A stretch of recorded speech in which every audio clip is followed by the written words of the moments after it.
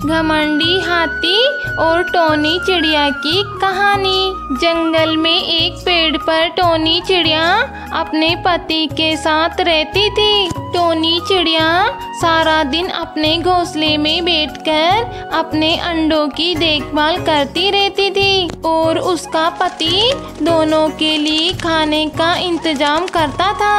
वह दोनों बहुत खुशी से रहते थे और रोज अपने अंडों में से बच्चों के निकलने का इंतजार करते थे। एक दिन कुछ ऐसा हुआ। सुनती हो टोनी, मैं आज दाना लेने के लिए थोड़ी दूर जा रहा हूँ, तो थोड़ी देर से लौटूंगा।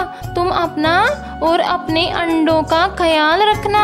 इतना कहकर टोनी चिड़िया का पति दाने की तलाश में अपने घोंसले से उड़कर चला गया और इस तरफ टोनी चिड़िया अपने अंडों की देखभाल कर रही थी।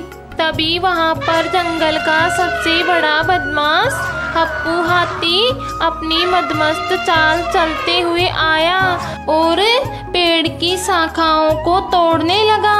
अरे हप्पू भैया, आप इस पेड़ को मत तोड़िए, क्योंकि इस पेड़ पर घोंसले में मैंने अंडे दिए हैं और अब जल्द ही मेरे बच्चे अंडों में से बाहर निकलने वाले हैं। हप्पू हाथी पर टोनी चिड़िया की इस बात का कोई असर नहीं हुआ।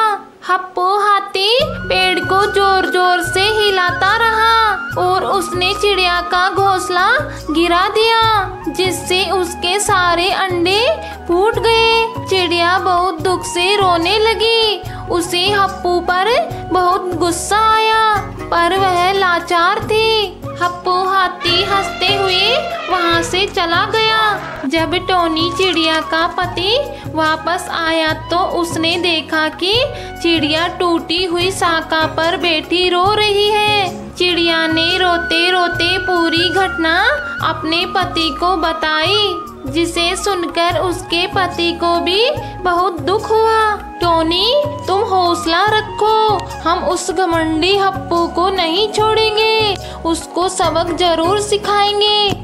वह दोनों अपने एक दोस्त कटफोड़वा के पास गए और उससे सारी बात बताई। हाँ दोस्त, हाथी को सबक मिलना चाहिए। उसकी यह हरकत माफी के योग्य बिल्कुल नहीं है। तुम फिक्र मत करो, मुझे सोचने दो।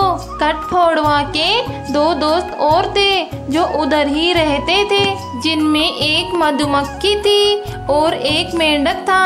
उन तीनों ने मिलकर हाथी को सबक सिखाने की योजना बनाई और टोनी चिड़िया और उसके पति को सुनाई। अद्भुत योजना है। अब तो हमें लगता है कि हम जल्द ही घमंडी हाथी को सबक सिखा पाएंगे। हप्पू हाथी नदी किनारे नहाकर बैठा हुआ था और बैठे बैठे अपनी सूंड में पानी भरकर इधर उधर फेंक रहा था। तभी योजना के तहत मधुमक्खी वहां पहुंची और हप्पू के कान में गुनगुनाना शुरू किया।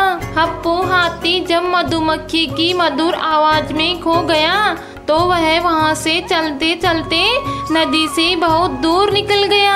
जैसे ही हप्पू हाथी जंगल के बीच पहुंच गया, कटफोड़वा ने आकर हाथी की दोनों आंखें फोड़ दी।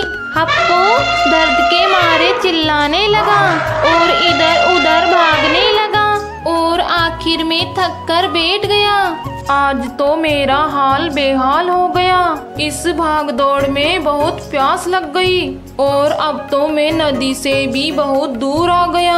अब पानी पीने के लिए नदी तक जाना मुश्किल होगा। तभी मेंढक अपने परिवार के साथ वहां आया और नजदीक में दलदल के पास टटराने लगा। यह आवाज सुनकर हप्पू को लगा कि यहाँ पास में कोई तालाब होगा। वह आवाज की दिशा में पानी पीने गया और बुरी तरह से दलदल में जाकर फंस गया। दोस्तों, इस घमंडी हाथी को सबक सिखाकर हमारी बड़ी मदद की।